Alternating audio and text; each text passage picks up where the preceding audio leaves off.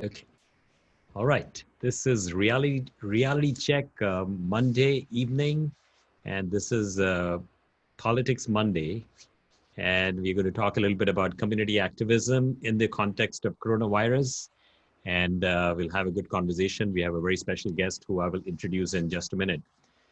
So, in the last few days, we can see how the ground below us is shifting in terms of how when we talked about this the shelter in place, now it has been extended till end of May, and it seems like there is some movement now because some of the countries of the world have decided that they want to open it up. And one of the data I saw today was I think Singapore opened up perhaps a little too soon, and or was it Hong Kong? It was actually Hong Kong, and they have seen a little spike in the number of cases. And in the last day, we actually saw a spike here as well in Santa Clara County in terms of the number of coronavirus cases. And I saw that, and then I was told that apparently we are testing in big numbers, and that's perhaps the reason why we see the spike in number of cases. It doesn't mean anything because some of these folks were already they were asymptomatic carriers, and they just sort of like figured out that okay, here we are, we are afflicted.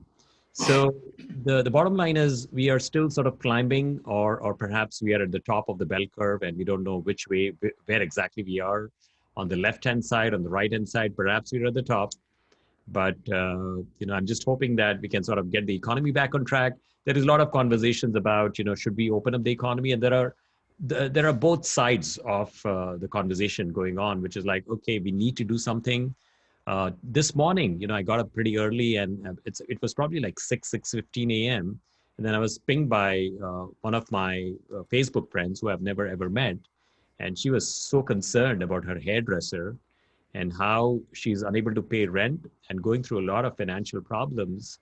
Because if you are in the profession of the service industry with like salons and nails and all that kind of stuff, you are probably going to be opening up the last, because there has to be like interaction at a very close proximity when you're in that type of business. So unfortunately, it's creating financial hardship. And the person who pinged me was asking me, Rishi, what can we do? And apparently, the stimulus funding that was meant for small businesses are not quite reaching out to them. So that's the challenge that we are seeing. And I really did not have any answers, because there are a few county programs, but that were announced maybe like 6 weeks back, and seemingly we ran out of funding. Silicon Valley, or Santa Clara County, has rolled out Silicon Valley Strong, and a lot of the businesses in Silicon Valley are contributing to that. It's a nonprofit organization which is meant to help people out, but the funds are only very limited, and the need is so much more. So that's the nature of what's going on today, and it's not a very good story. But all we can do is help each other out, and that's how we launched the Neighborhood Pandemic Preparedness Program. Creating masks. We are helping seniors with medication. Yesterday, we got a call from Mountain View, or rather, one of our interns was calling, and the intern emailed us that, oh, looks like we need help in Mountain View. Here is the name, contact, phone number. And sorry, that was Campbell. And we reached out to one of our volunteers in Campbell. Within 5 minutes, we got a response back. Yep, I'm going to call them. They called the senior, and they basically said within the hour we'll be there at CVS to pick up the prescription, and we'll drop it off. So, it demonstrates the goodwill of what's going on today. In spite of all the issues and concerns that we have with coronavirus, people are invested, interested, and actively engaged to help out their neighbors. And which is really what Ben did in his neighborhood. When he and we intersected a few years back, I found him as a very, very sincere neighborhood leader who really wanted to get stuff done. He talked about a crime problem, and next thing you know, he had launched a neighborhood watch program, and he really brought the whole neighborhood together. A neighborhood that is much more connected with each other, and they are essentially rolling out a lot of different things in their neighborhood. They put cameras at the entrance of the neighborhood. They also rolled out a block party, which actually gets pretty much a lot of folks. I would say a huge percentage of the neighborhood is there. Lots of kids playing, and we bring in, Ben actually brings in the fire department, we bring in the sheriff, leads to some really, really good conversation. And the food is always excellent, very well organized. There's music. It's a party, probably one of the best parties of Saratoga that I've been very lucky to be at. But it's a huge testament to the leadership of Ben and also his partner in crime, Milt. And that's Milt waving at us. Milt, great to have you. And I was reaching out actively to both Ben and Milt, and I did manage to talk to Ben. And with Milt, I was sort of like, I was thinking that perhaps I did something, and Milt is unhappy with Rishi, and that's why he hasn't called me back. But doesn't look like, looks like we are still good friends, Milt. It's great to have you. So let's turn it over to Ben and Milt, and we have a fabulous show going. We'll talk about political activism. So Ben, take it from here. Tell us a little bit about yourself, and we are specifically curious of your stint you had in China and the experience that was. So let's hear it from you. Great. Okay. Yeah. Thanks for having me. I appreciate the opportunity, and I'm always happy to work with Rishi and the team. I hope you can hear me okay. Is the audio perfect? Yep. Good. Great. So first of all, I wanted, as Rishi was alluding to, I wanted, first of all, share the spotlight very much with my co-captain partner, Milt Wehrman, who is with us in the blue shirt there. He just waved. So he and I have been equally responsible for whatever good or not so good has come from this. I think mostly good, I hope. So a little bit about background. So I moved to Saratoga with my lovely wife, Michelle, 2006. We've been here about 14 years, and we love the area, love so many things about it, and happy to try to help make it an even better place. One of the things, as Rishi was mentioning, is a few years back there was a noticeable increase in some property crime around the area, and so we wanted to see what we could do to try to organize the community to better address this. So Milt and I and some others got together, and some very simple things, really, very simple, easy to do, but you know, like anything, there's marginal returns. And when you're at the bottom of the curve like that, with nobody doing anything, the first steps get huge return, huge value.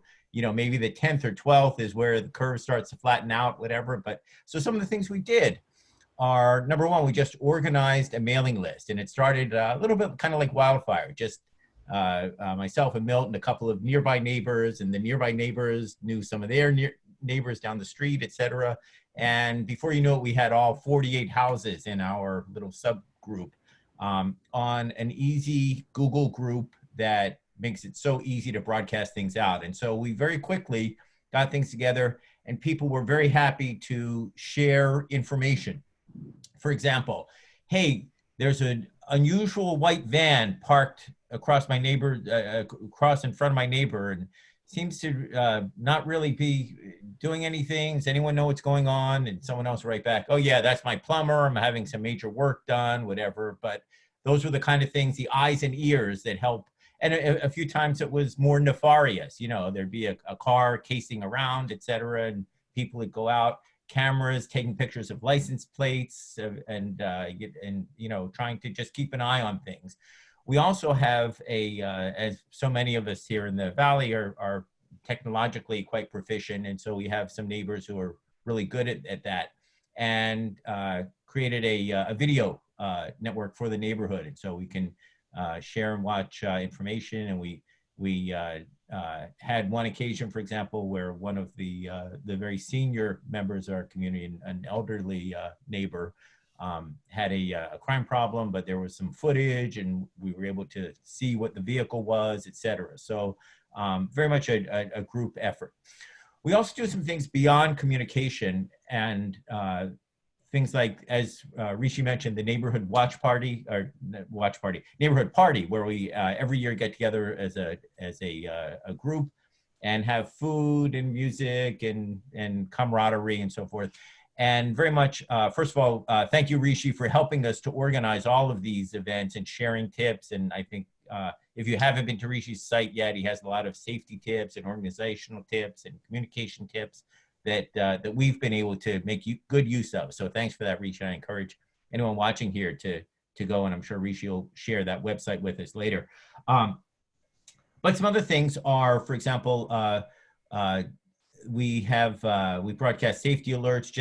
Just yesterday, there was one with someone found some ordnance, some old hand grenades, I guess, and so Rishi was right on top of things, alerted me, and we got the word out to the whole neighborhood just in the last 24 hours that had happened. That sheriff came in with their bomb squad and disposed of it.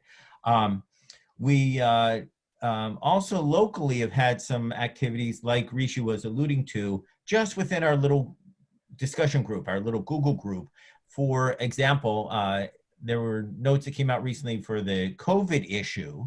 People said, hey, my teenagers just got their license. They're looking for, a good reason to drive. Does anyone need any help getting out to get groceries or errands or whatever? And some of the seniors, for example, who weren't quite as mobile, were able to make use, and our neighbors are all happy to pitch in and help out.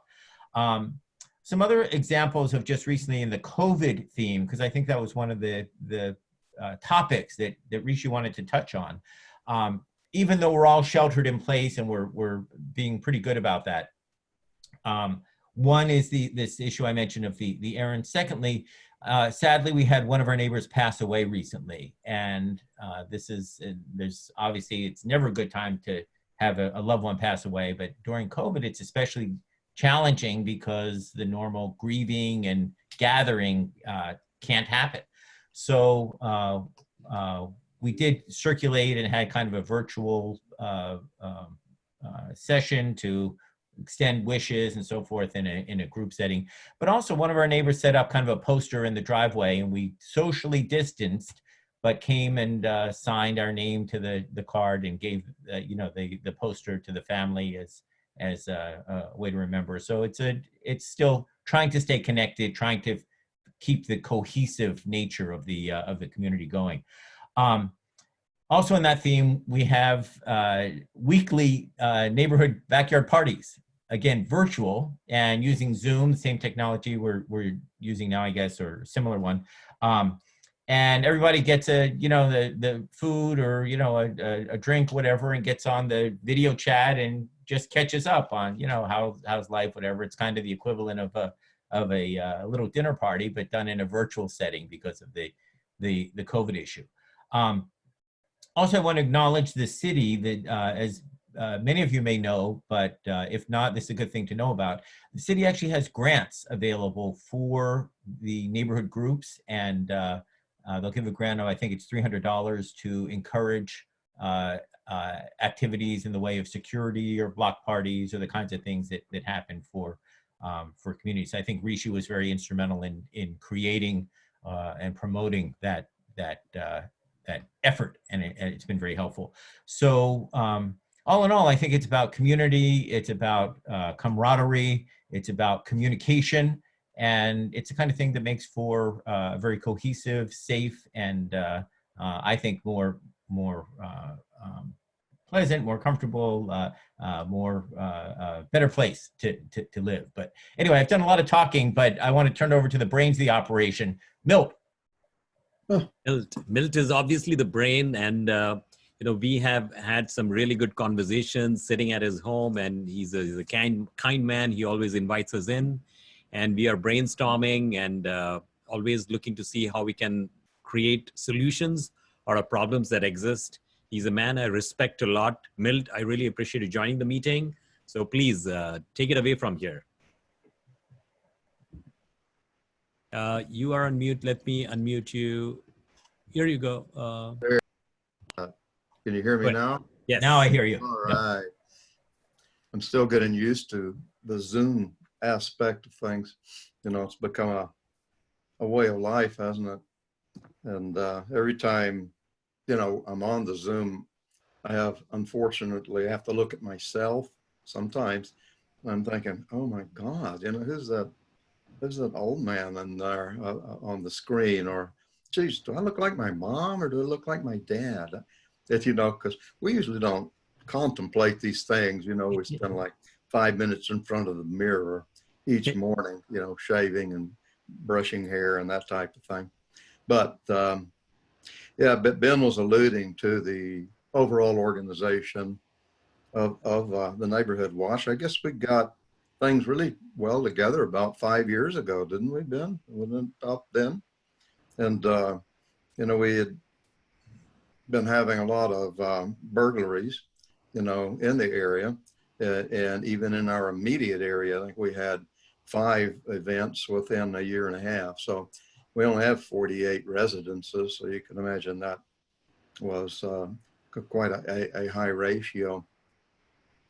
So, you know, it's been indicated we established the communication group, and we went about, and each neighbor drafted other neighbors and who they knew and lived nearby, and we found everybody enjoyed getting together at least once a year and in smaller groups as well. So communication's been very good. The vigilance, if you will, of looking out for any suspicious activity or suspicious people has been very good.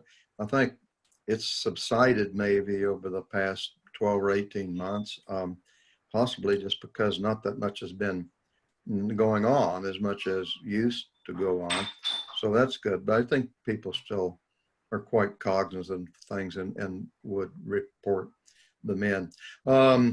We had a big push on cameras about 3 years ago, and you know, to my disappointment, we didn't have more than about 15%, maybe 20% of the neighborhood really want to participate in that. So that was rather disappointing. And we have only 2 ways in and out of the neighborhood, so we had hoped we could monitor both of those with a couple of cameras, and it really didn't work out that we were able to do that, maybe just one. So that's a shortfall in my opinion, but maybe we'll get there. More people, I think, within their own property have cameras / ringing doorbells than did have 3 years ago. So that's probably adequate for individual safety. Well, Ben was mentioning the virtual gathering. How that worked was one of our neighbors came up with the idea that and the immediate neighbors to him could all come out into their respective backyards and grill some kind of meat, have a glass of wine, and chat over the fence. But also he set up a Google meeting so everybody could communicate, even see what each other was eating or drinking, and it became a true visitation event. You know, I'd encourage that in other neighborhoods as well. It really works well because you already know the neighbors that are immediately adjacent to you and behind you. So if you can just string that along for a few houses, then you have a fairly robust neighborhood meeting. And that meeting occurs every Friday at 4:30, like 4:30 to 6:30 or 7. I had the pleasure of playing some disc jockey music for it the first time till I think people got burned out on that. They said, oh my, I don't like that. It's too loud. Ooh, where do you get that music? So I didn't do that again, but other people can do whatever and, you know, enjoy it. I'm not sure what else could be said other than we're very fortunate to have a robust neighborhood watch group and everybody participate in it, and therefore everybody knows everybody. And you know, Rishi somehow always comes whenever we have something in it. You know, he's on our invitation list as a favorite person. I know he's very busy, but he does find the time to come, and we really appreciate that. Look forward to his talk to us about our significance and how we've done things the right way. So I wish everybody in the city council, you know, had that kind of interest in us citizens as individuals and in a group basis for our safety, if you will. But at least we got one. So Well, thank you. Milt, Thank you. it's thank you for what you're doing with your neighborhood. And you obviously put in a really, really good party, so I wouldn't miss that ever. And it's always good to hang out with friends. I feel a lot of love when I'm there in your neighborhood talking to your neighbors. So I really look forward to it. It's an annual event that I really look forward to. And we have had some really wonderful dialogues and conversations, and like you say, when we look at the coronavirus, we are discovering that, okay, there is a problem. And what you did, the two of you, Ben and Milt, you essentially, you found a problem, but then you took action. You pulled the whole neighborhood together, and you basically created a solution. I still remember that day. This was 2015, was the very first neighborhood watch program that I wasn't there for the meeting, but essentially after talking to Ben, we put together a framework, bringing in the sheriff. And that was really the first one that we did after, the one that I'd done in my neighborhood. That was the very first one that I did in Saratoga. And fast forward, it became a cookie cutter because we established a framework of sort of creating a very sort of automatic model where, we could go from neighborhood to neighborhood and create this neighborhood watch framework. And so at the end of it, we had rolled out more than 50 neighborhood watch programs by summer of 2016, I think. And we had over 70 neighborhood watch programs that came alive. And I feel a lot of pride in the fact that, I worked with the two of you for literally the first one after I got elected. And thanks to your leadership, it not only came alive, but it's probably a role model that I reference in many of my neighborhood meetings, the work that you have done, specifically with putting cameras and all that good stuff to make your neighborhood a lot safer. And what we have seen is mostly every neighborhood that has rolled out cameras at the entrance, egress points has basically not seen burglaries. Now, I think citizen privacy is a big deal. It's a big issue. Now, let's talk in the context of coronavirus, because we are talking about contact tracing. And when you do well, let's explain what contact tracing is. So essentially, I'm in for a meeting, let's say at your neighborhood, Ben and Milt, and I'm having a meeting at your neighborhood, and we have 5 other people there with you. Turns out one of them has coronavirus.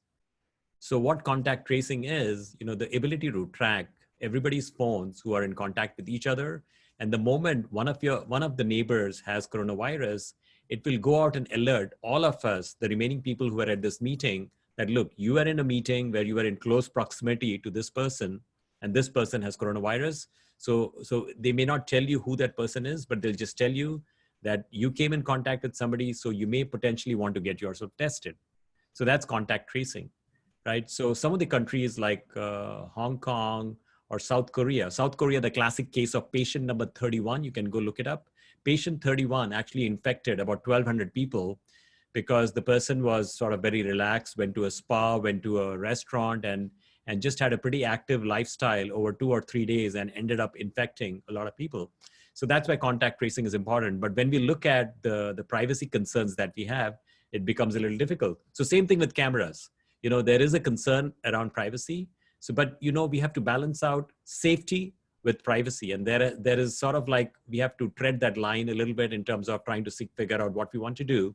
And I know what your neighborhood did was the right choice. You said, let's go out, because it was such a problem that we put out cameras and it really dropped the burglaries like nothing could. So it's the way that we have to look at. Many neighborhoods in Saratoga have done that. And so it's a testament to your leadership that it came alive in your neighborhood. Literally, I think there were 2 neighborhoods that went simultaneously, one was your neighborhood and one was my neighborhood. And then we saw so many other neighborhoods adopting that model as well. That was a good story playing out. So Ben, let's come back to, when we talk about coronavirus and how it started from Wuhan, when you first found out that, okay, so tell me this, like, were you already back before this whole thing erupted, and what were you feeling? Like, did you want to get yourself tested, things like that? So tell us what was going on. And Sure. did you eat any bats?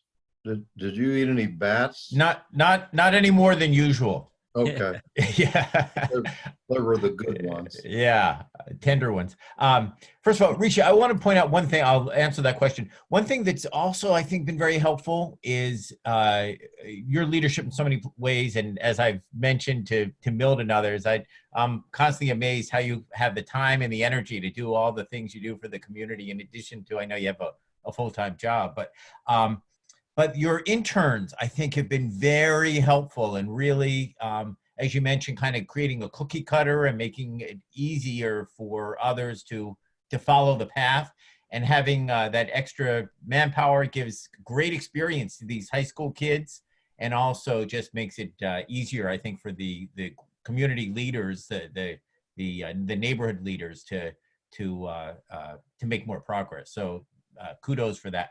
Now, to your question of Wuhan, and yeah, as I have been spending a lot of time in China. I sort of split my time, or have been before the COVID, between here and a place called Shenzhen, which is, gosh, probably 800,000 miles from Wuhan. China's a big place.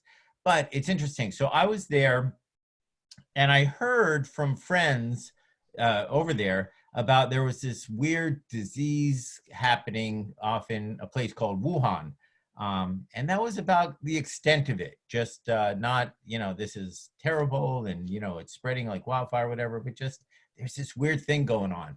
And of course, it wasn't so concerning, as we all know how things have played out. But I did hear about it. I left, fortunately, just a week or two before it really became a thing. Oh, really? Wow, that was a coincidence. Yeah. It was, and there's a little bit of a backstory. I won't bore you with all the details, but I came back here for Chinese New Year because the whole country shuts down for Chinese New Year. It's the equivalent of in the U.S. like Christmas week. All the offices close, everyone goes home to see their families, whatever. Yes. So my staff there said, Ben, if you want to go back to the U.S., that'd be a good time to do it because everything here is going to be closed. And here's the kicker. They said, but in China, everybody leaves and goes home, so the train stations, the airports, the subways, everything is just jam-packed. You should leave a few days, maybe a week early to avoid all that crowding because it gets to be such a mess. So they booked me a ticket to come back here a week before the Chinese New Year. And boy, was that ever a very fortunate coincidence, as you say, because it was planned 6 months ahead of time, long before any of this came to be.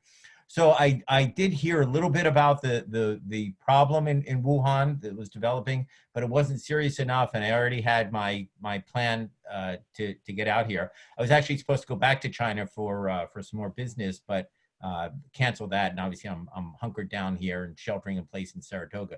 So the word didn't get out very much there. I will say this: once it was acknowledged in China, they were far more strict, some might even say brutal, about enforcing the isolations and the sheltering and so forth, whatever.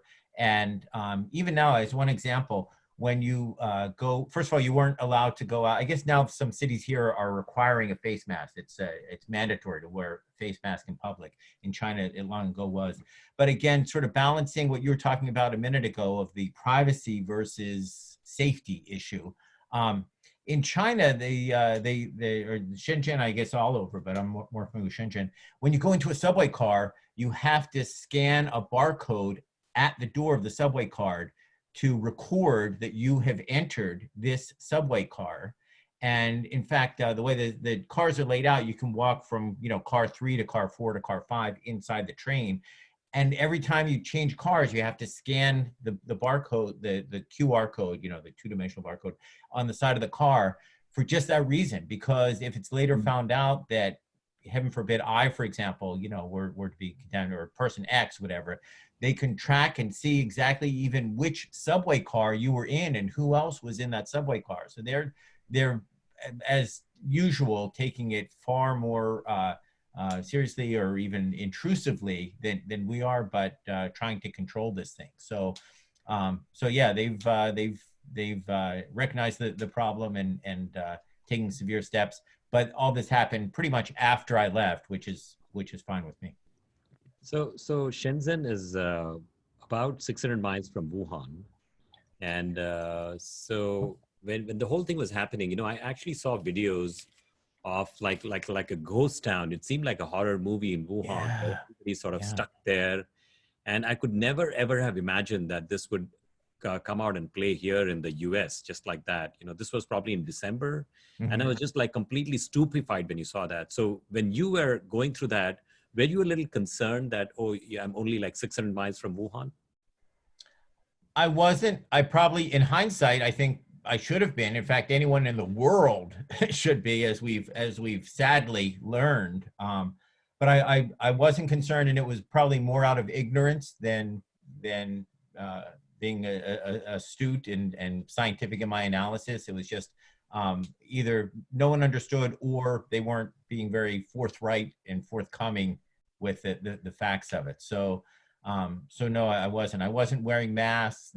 Few people were, although as you may know, in parts of Asia, China, I know Japan, and I think Korea, masks are far more common even long before coronavirus. Pretty much whenever you have sniffles or whatever, just a common cold, you see people all over the place wearing masks to either prevent things. Why is So that? Why is that, Ben? Is it due to the pollution, or what is it? Why is mask such a, I find it, I sort of, when I get out for a walk or something, I'm always wearing a mask. And I find that, it sort of like becomes very difficult to like even walk, and time to time I have to like stop and remove the mask and just stand there for some time and then put it back on. So it seems like it's part of the Chinese culture now to have these masks, right? well, yeah, for a couple of reasons. Number one, it's sort of always been, more commonplace, more accepted, and now more recently, it's been required. So you literally, for example, if you try to enter the subway without a mask, you'll be stopped. They won't allow you to enter the subway station. So now the reason for that, number one, is air pollution. I think has something to do with it. Although these masks are really not to ameliorate the air pollution. They're really more for sputum, for personal hygiene, for sneezing or coughing, that kind of thing.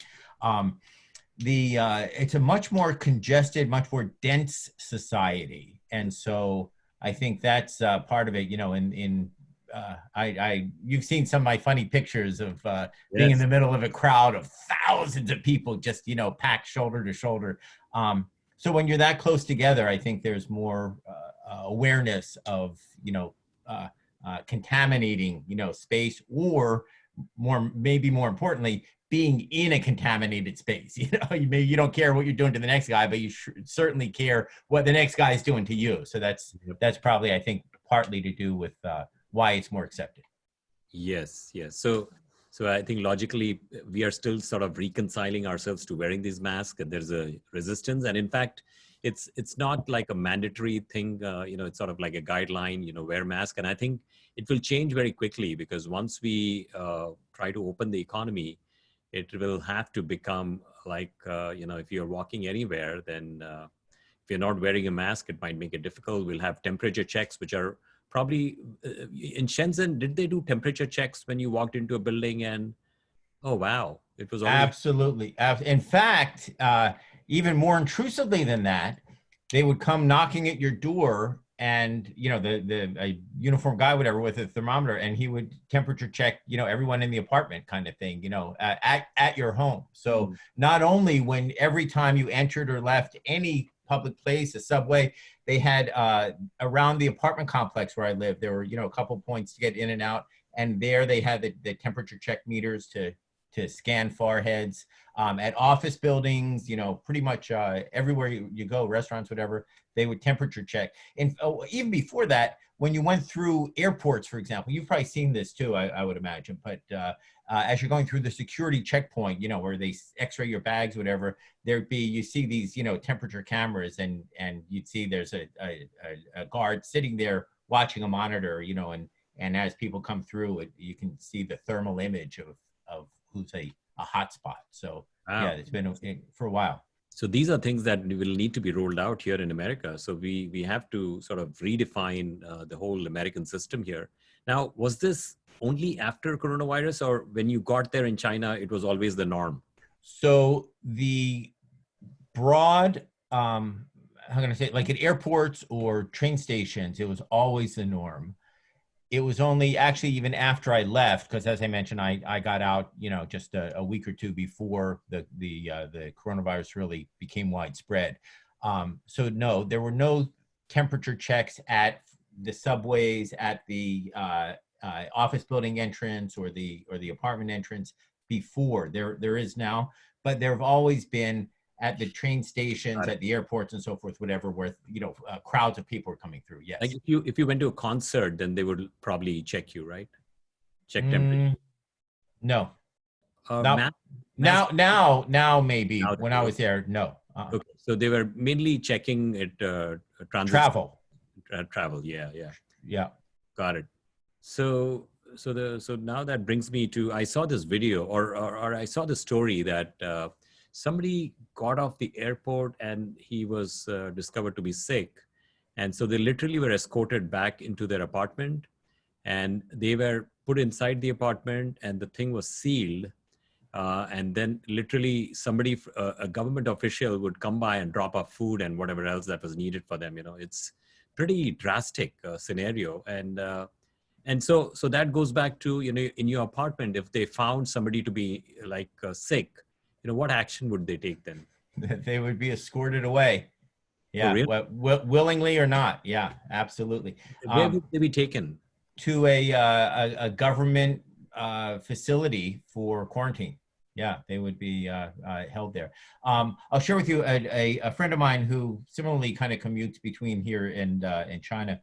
Went back to, in his case, it was Beijing, and they put a sticker on his door saying, in a very clever way, sort of, they said, hi, I've just returned from, fill in the blank, America, Europe, whatever, on date X. And so neighbor, please don't come to visit, because I'm in quarantine until date Y, et cetera. Now, it was interesting because on the one hand, it was kind of a friendly way to say, hey, stay away. On the other hand, as he pointed out, it was also a reminder for his neighbors to keep an eye on him and alert the authorities if he dared to break quarantine and leave the apartment. People would see or notice that this guy was in the elevator or whatever, because they kind of know their neighbors. So it was sort of a two-edged sword. On the one hand, a very friendly reminder. On the other, kind of a little bit, surveillance oriented. Yeah, kind of interesting. So, I think, Ben, hearing this, it seems like we'll have to, let's call it, for any, choice of words, let's call it a best practice. We might have to pull some of these and do it here in America because, right now we have an economy that is completely going downhill. And we have to define a new norm of how we will function to prevent a pandemic from exploding like how it is doing here. We are leading the world with respect to number of cases, and so it's a big problem, and I think that it needs a cultural shift, and that is going to be the tussle between privacy versus doing what is right. And I really don't know how we'll come up with a solution and answer, but America innovates. We always figure out a way, and I'm pretty sure we'll get there. So let's go to Milt. And Milt, tell us how are you handling the the shelter in place? How are you getting the groceries and things like that? So tell us what's going on in your life. Well, I think maybe I'm a scofflaw of some sort here. My wife and I, she, relative to the groceries, she or I will go out, every second day or so, even to get something small, but we behave ourselves and adhere to the social distancing and the masks and wash hands and all of that. But just going anywhere, is liberating anywhere.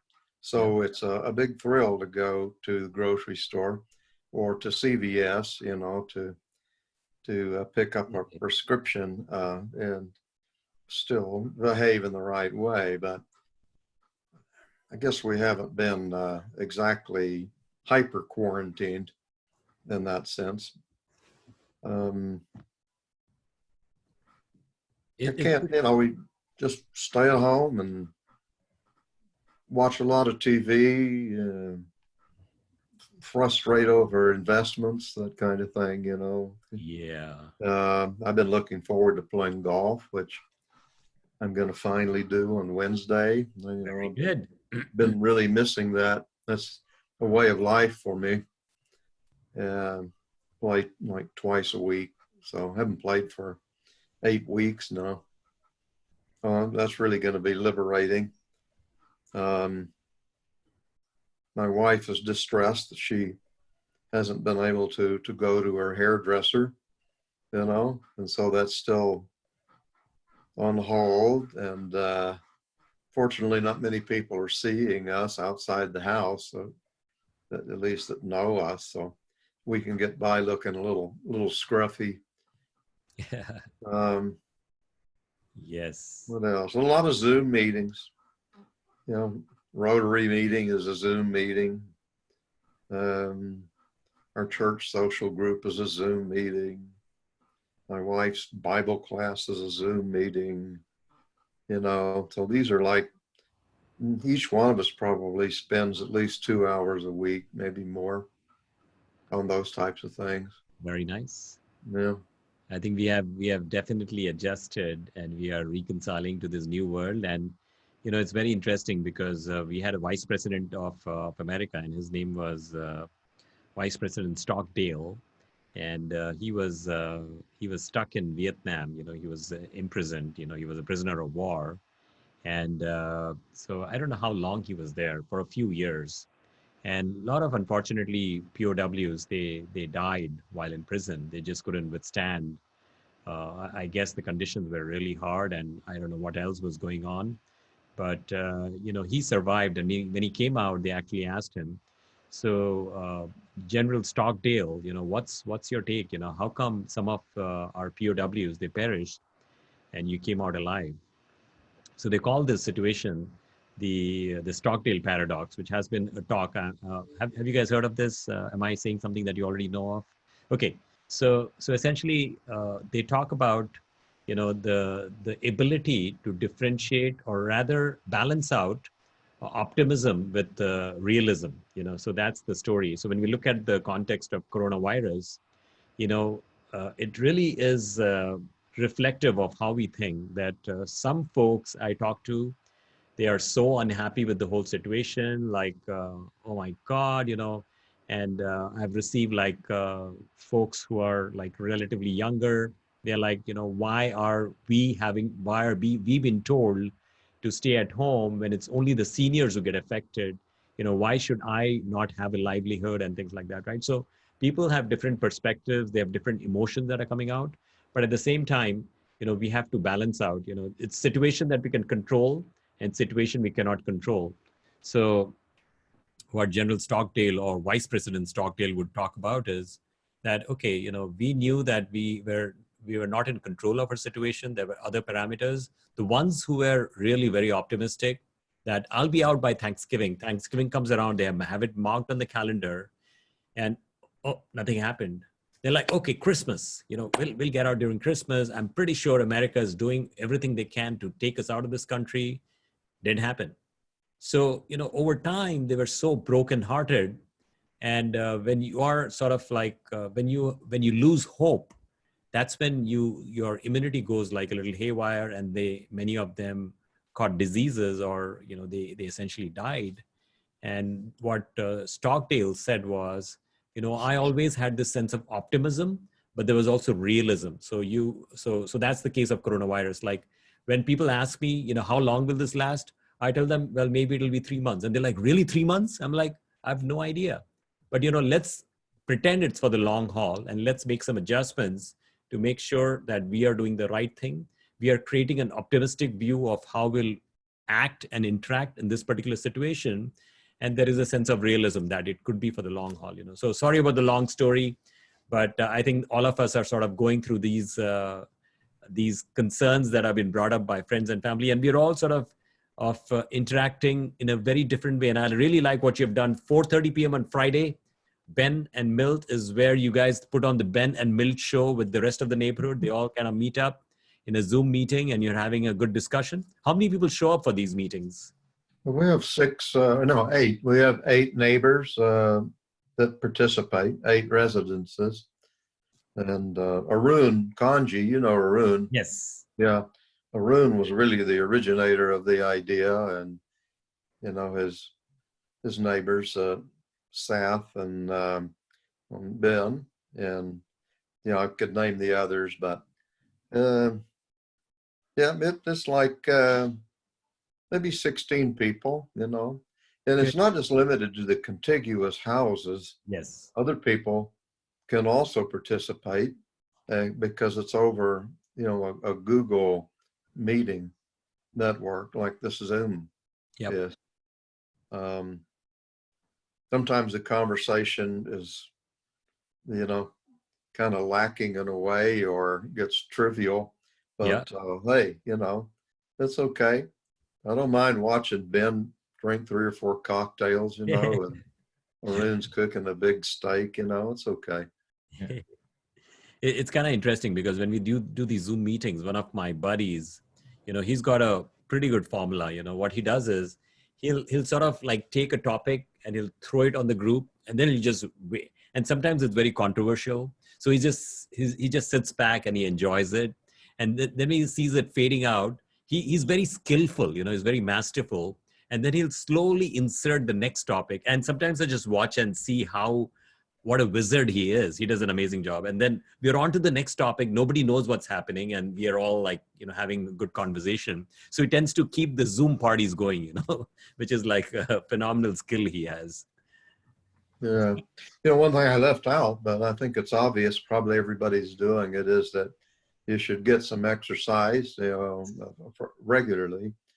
So, you know, what I do is like an hour and 10 or 15 minutes of brisk walking every day. And then also I've got my bicycle down from the rafters in the garage, and, you know, trying to learn again how to ride it and what the rules of the road are.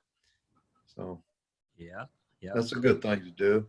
And that's probably the reason why Gavin Newsom, in the last release that we had, the emphasis was, hey, go golfing, and that was like, Milt, you should go golfing.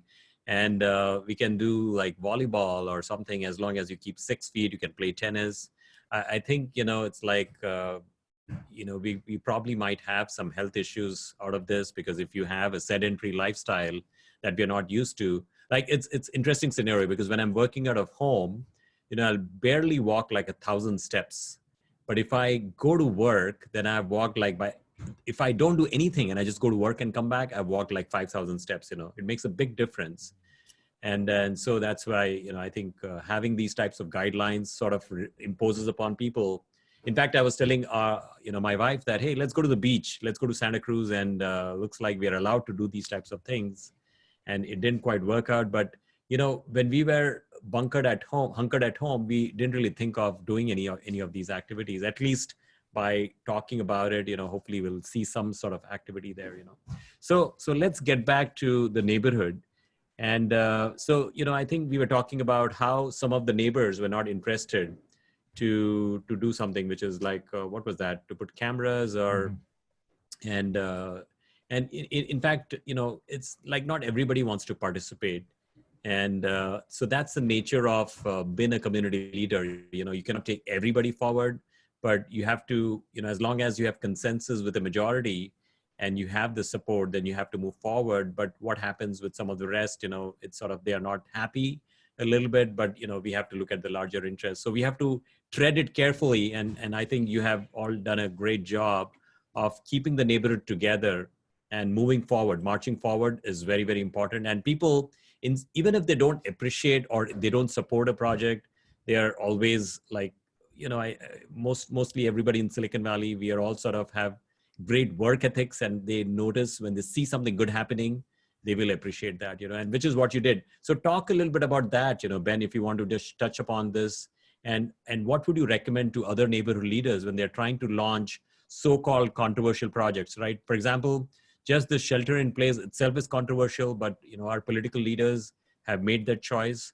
and we are sort of seeing where this goes, and hopefully we'll end somewhere. But let's talk about the neighborhood.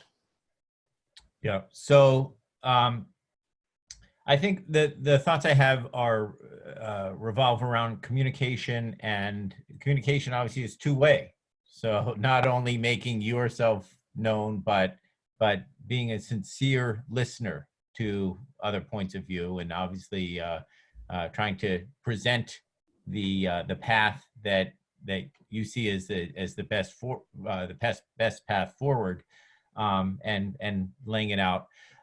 The fact is as you well know, as being active in politics, you never get everyone to agree on anything, and that's a tricky part. But I think that if you show respect, and if you are sincere in listening, and try to acknowledge and explain, why you believe that this alternate path is a preferred measure. In general, I think people respect that, and they may not agree, but if they feel that you're being, careful and fair, they'll often accommodate, and obviously not always. But Rishi, you're far more skilled in that than I am.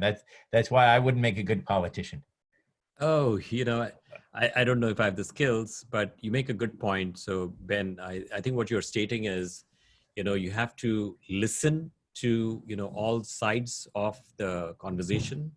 Every disparate viewpoint is important. You have to listen, you have to incorporate, you have to integrate, and you build a better plan. Like when I was on the planning commission, I would always talk about how there were 7 planning commissioners. It's not like the city council. City council is 5. We had 7.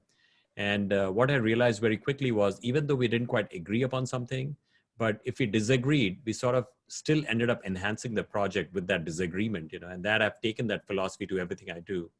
It's good, if we have disagreement, because those kind of feedback will make the project and redefine it to make it better.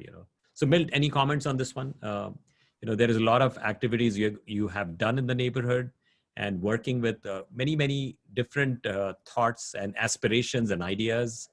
So love to hear from you. Well, I don't have much to add, I'm sorry to say. Just dwelling on the camera project, I went to people who I thought would be interested, and many of them were not, which I was sad to see. And I told them the benefits of, what I had done, and the other people that had done a similar thing, that we had a network, at least a communication and sharing type of network of images. And wouldn't it be great if we had both of the entrances and exits to the neighborhood monitored? So if something did happen, and it happened 2 days ago, you could go back and look at, what vehicles had come in, and maybe even get a view of the individual or the license plate number. But, certain people were accepting to have an internal system, but not to have an external system, if you will, and be sharing the images. So that's an example of people, adhering to their own personal preferences, and for whatever reason, not wanting to be part of a network, whether because it was some invasion of privacy, or they were uncomfortable monitoring vehicles coming in, whether the vehicles were part of the neighborhood or not part of the neighborhood. They just have to, face those kind of situations. As you know, we had one individual who had developed a camera network system where the information could be stored in the cloud, and that the camera could be set up pretty much anywhere within our community, and that information could be stored and accessible to specific people who he had authorized or who wanted to see it. And so that really sounded like a great plan. The cost of getting into that was fairly low, So I did go around and solicit about 8 people to, would they be willing to contribute a certain amount of money? And this was measured in like $150 per residence, to establish the cameras within this system at the 2 entrances to the neighborhood. But then you have to put the camera somewhere. And the people that had the property that, were best to monitor the comings and goings, they didn't want to do it. So we had to bail out on that, even though we had a really good approach and one that multiple people could share those images anytime they wanted to. I guess that stretched it a little bit too far for some people's preferences. So that fell by the wayside. Got it. Yep, but it was worth a try anyway. Let's go to Mayor Stan Bogosian. He's on the call as well, and let's hear his feedback in terms of how do you deal with disparate opinions and how do you converge and how do you move forward. And he's a man I admire a lot because of his leadership over many, many years in our community, and he's taken it to different levels now. So let's hear it from Stan. Oh, I kind of like to echo what Ben said earlier. I think communication is really important, and also being very clear where you stand. Not jumping around and spinning or obfuscating, but say what's on your mind. I think people appreciate that. I really do. They may not agree with you, but if you can state what's on your mind and so on, I've noticed that really on a lot of communication I do on Nextdoor. A little more active on that lately, and I generally say my my piece, and sometimes I think people come and disagree, but I think generally everybody appreciates that you're staying, you're not dancing around it. You just come out and say what you believe. Yep, I totally agree. And this is something that I've tried to do myself, just be transparent, but also demonstrate authenticity with respect to your viewpoints. And there is no need to be a politician straddling the fence, take sides and explain the reasons why, and people respect you for that, which is what I've tried to do consistently all along on that guidelines. So I think Laura had to drop off. I was hoping that she would have a question for us, but I would love to see if Somnath, who's joined, has a question or any comments that Somnath would like to offer. Okay. So I think he's muted. I wonder if he's muted. Yes. Let's see. Maybe not majorly, but it is interesting to hear a lot of perspective. And I'm joining from India, and we also are undergoing similar debate discussion, both at the household level as well as at the community level. And contact tracing, as you pointed out, is also a debatable subject. But I think in today's scenario, it is good to have some kind of a contact tracing in place. And as you mentioned, without divulging the identity of the person. So it is a preventive safety measure, and I'm for it. Good feedback. So Stan and Milt, any final words before we wrap this up? It was a pleasure to have you. Please go ahead. Any specific words of advice you have for anybody who's watching this in terms of what it takes to be a good neighborhood leader and making things happen in the neighborhood? Well, I just chime in here. I was very interested to hear Milt's story about attempting to get the cameras installed in the neighborhood, and that is a challenge. Getting everybody, I know the years that we had ours is non-city maintained street, and getting everybody to participate in years back and filling up the cracks and chuck holes and so on didn't always happen. And I'm really really enthusiastic that at least in Milt and in Ben's neighborhood, that you've got, you've got at least two people that are interested in keeping this moving along. It's very encouraging for me. Yeah, absolutely. Absolutely. Ben? You're muted, Ben. Okay, thanks. Yep. No, it's just I think we touched on a lot of interesting points. I think having communication and activities that get people involved. But also, I just want to thank Rishi for your leadership and guidance. I think you've been a real catalyst for a lot of the good things that we've been trying to accomplish and follow. So thanks again for your energy and help. Happy to help anytime. Let's go to Milt. Well, if there's a requirement, a need for something, and you feel strongly enough about it, then I personally would encourage a person to go and take the initiative. Otherwise, it's not going to get done.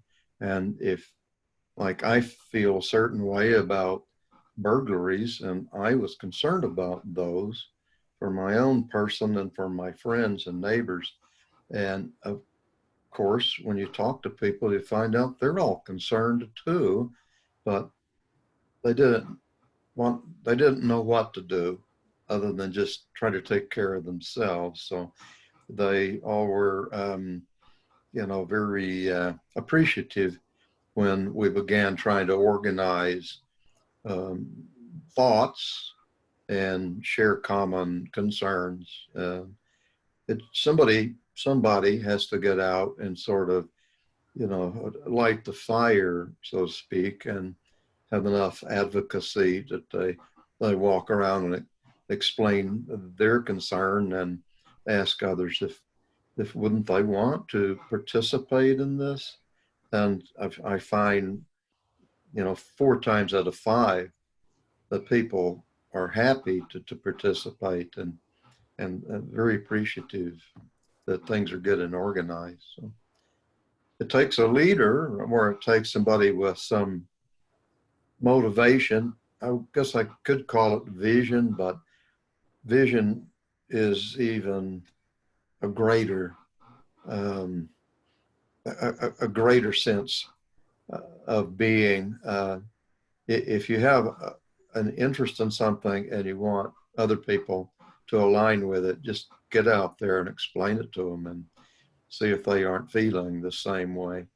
Yep, absolutely. And, talk about feeling the same way. That one of the reasons why I really get along with the both of you, and obviously with Stan as well, is I think we all feel the same way. When we see a problem, we have to engage. And, when I look at, many years back in Saratoga, when there would be a meeting where we have a big problem, and I'm waiting for somebody to step up, or there is a problem in the community, and I'm waiting for somebody to step up and roll out a set of activities to see how we can solve that problem. And then it would be like, oh, there's nobody. And maybe I'm supposed to step up because there's really nobody. And sometimes sitting in a meeting, I'm looking around like, who's going to step up? Nobody. And that's when I said, okay, I need to do something. So similarly, with crime was a challenge, and I could see how we had spiked in crime, and I see that nobody was doing anything. So I said, okay, maybe I need to do something about it. Same thing with like water bills. We had a problem with the water company and nobody was doing anything. So I said, okay, let me do this. Now the pandemic, when we had the shelter in place that was announced, it's sort of like all hell broke loose. Like people didn't know what was going to happen, and the kind of emotions were very, very powerful because I think everybody sort of felt, a little, I would say very jarring in terms of how people were thinking. And what we said was, let's figure out how we can help. And so we rolled out this neighborhood pandemic preparedness effort.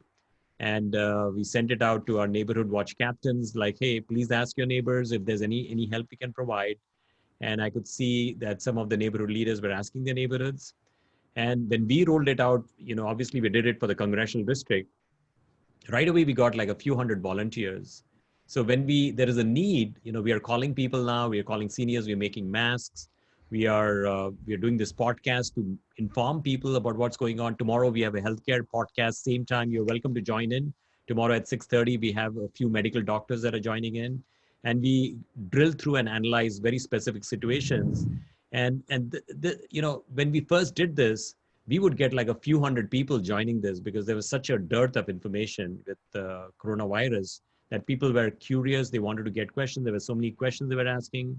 And so doing all these sets of activities was bringing everybody together and making sure that they're connected, they are informed, and they're able to take those positive ideas and move forward, which is the reason why we launched the reality check with Rishi. So the story yesterday, a few days back, there was a request that came from Boulder Creek, and it's an hour away from Saratoga. If I drive there, which I've done that, it takes me an hour to get there. I don't have too many contacts there, but as it turns out, when the request came, we found a volunteer who actually lived in Boulder Creek, and boom, they took care of business. There was a grocery need by a senior. They went out, picked it up, dropped it off. So neighbors are helping neighbors, just like how Ben and Milt have taken charge and helped their neighbors by getting them organized, having block parties. And what they have done is they have elevated the happiness index of their neighborhood. And if we can, all of us can step up and just do a little bit in each of our neighborhoods or in a pandemic to help out our neighbors, we can definitely create happiness in spite of everything that is going on here today. So Ben and Milt, I salute you, for all your work. Thank you so much. Stan, I really always follow your leadership. Thank you for doing what you do in Saratoga. And thanks for joining in. We'll wrap up this one, and I look forward to meeting you hopefully soon in person the next time we have a conversation. Thank you all. Thank you. Thanks, Rishi. Yeah. Good evening. Thanks. All right. Bye-bye.